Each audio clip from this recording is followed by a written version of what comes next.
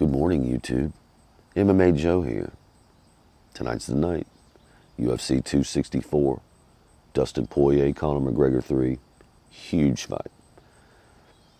It's the morning before, and I'm going to give you my final thoughts on what I think is going to happen tonight. Now, my opinion has shifted a little bit,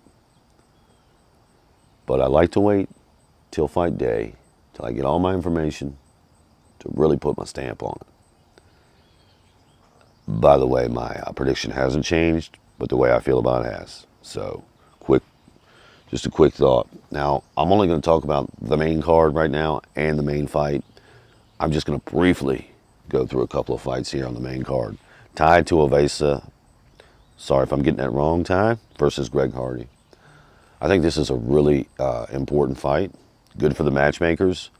Tai Tuivasa is, I think, 12-3, and I believe Greg Hardy's 7-3. So I think both of these guys are at a point in their career where they need this win. I think this is going to propel one of these guys in this heavyweight division, and the loser of this contest, he's going to have a hard road in front of him. Gilbert Burns, Stephen Thompson. Let me say this real quick about Gilbert Burns. I think he's probably one of the best fighters at 170 pounds. Definitely top 5. Having said that, this should not be much of a fight. I think Stephen Thompson, Wonder Boy's movement and his length, the only way I see Gilbert Burns having any chance in this fight is putting it up against the cage or putting it on the ground. And I just don't see it happening. Stephen Thompson keeps the distance too well. His movement's too good.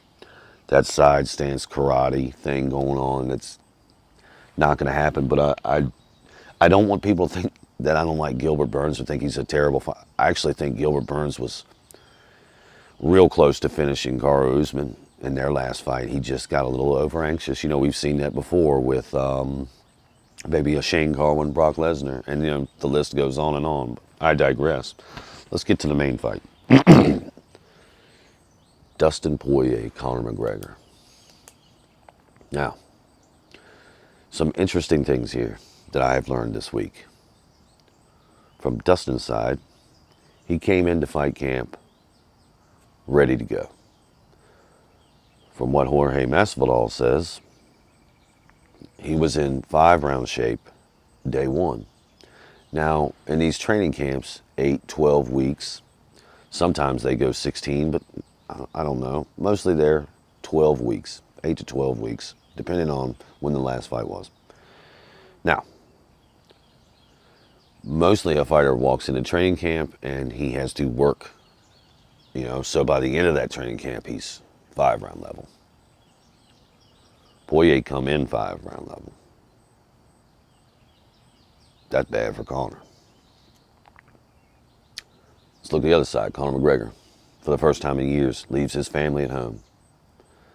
I don't know much about Conor. I don't know him personally, but I see clips every now and again of him and his children. I think that dude really loves his kids, man.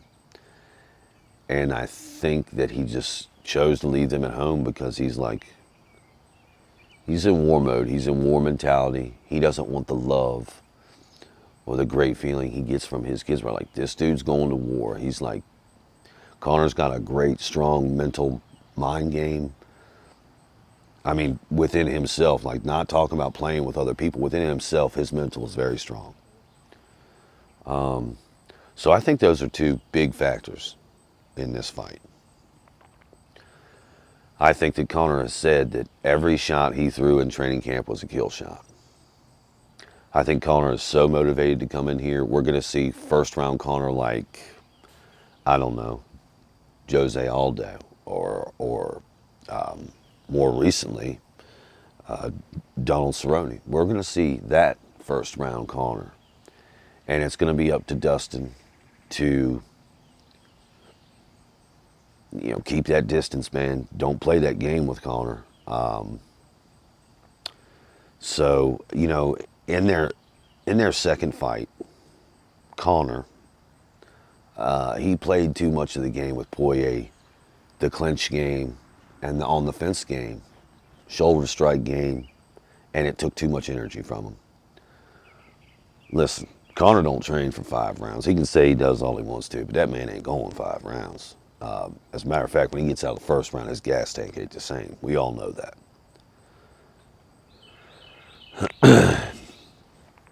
I think I want to say, let's talk about the first 2 fights real quick.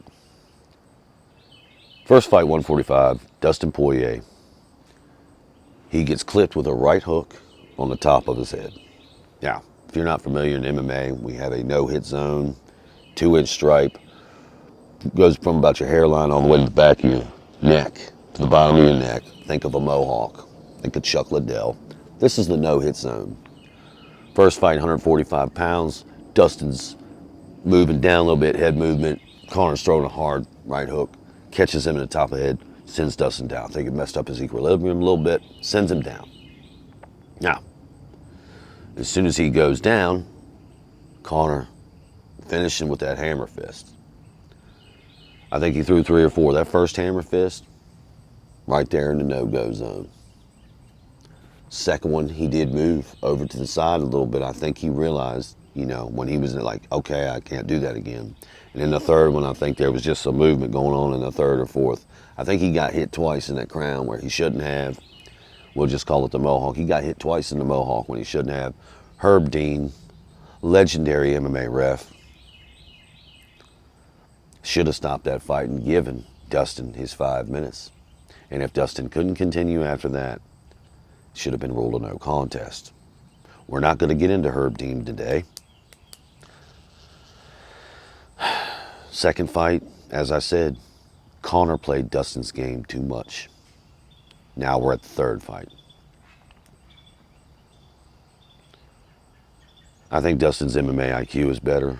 I think the sweet science of boxing, Poirier's got that better than McGregor. I think Poirier's footwork is better than McGregor. McGregor has sprint. McGregor has explosion. So look, at the beginning of the week, a week ago, I thought Dustin Poirier took this fight away, walking, no problem. I've since changed that opinion because of what I've learned Conor's doing personally.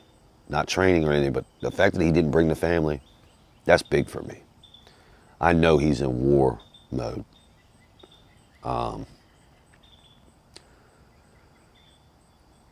Nevertheless, though, I think Dustin survives that first round. And after that, it's just an easy fight for him. So all Dustin has to do is keep a lot of distance, not a little bit of distance. I mean, Conor can explode so fast. He's so powerful. By the time maybe you could even react to that, he's already hit you. So Dustin's really got to keep that distance. And just keep throwing that leg kick out there, that high ankle or calf kick, making sure he can't get too close to him. Maybe a couple of push kicks, keep him away. Because Conor's not going for that takedown, y'all. I think Conor has made this much more interesting fight. Leaving the family at home. Talking about Dustin's going to die in the ring. Like, I believe him. He's not trying to kill Dustin. He's trying to kill Dustin Poirier's name, though. He's trying to get that dude out of the record books. He wants everybody to forget his name. I think Conor's more dangerous this fight than we've seen him in probably 4 years. 3-4 years. Most dangerous he's ever been right now. But I don't think that's enough. I still think Poirier finds a way to get in out of the first round. And after that, it's whatever he wants to do, man. So I will be on the edge of my seat. I think this is going to be a great fight, honestly. I think it's going to be probably 2 rounds of some of the greatest fighting we've seen at that level. It's going to be good. Yeah. So I'm real happy. I'm real excited. But I'm sticking with Poirier, man. I really am. I actually see things this week that make me think Conor's going to take this. He could pull this out for sure. But I'm sticking with Poirier, man. The MMA IQ is too high. Poirier has not hit the level in his career yet, like Chuck Liddell or JDS, where his incredibly granite chin is now soft. Like, we haven't seen that from Poirier. So I can only assume his chin is still in the game.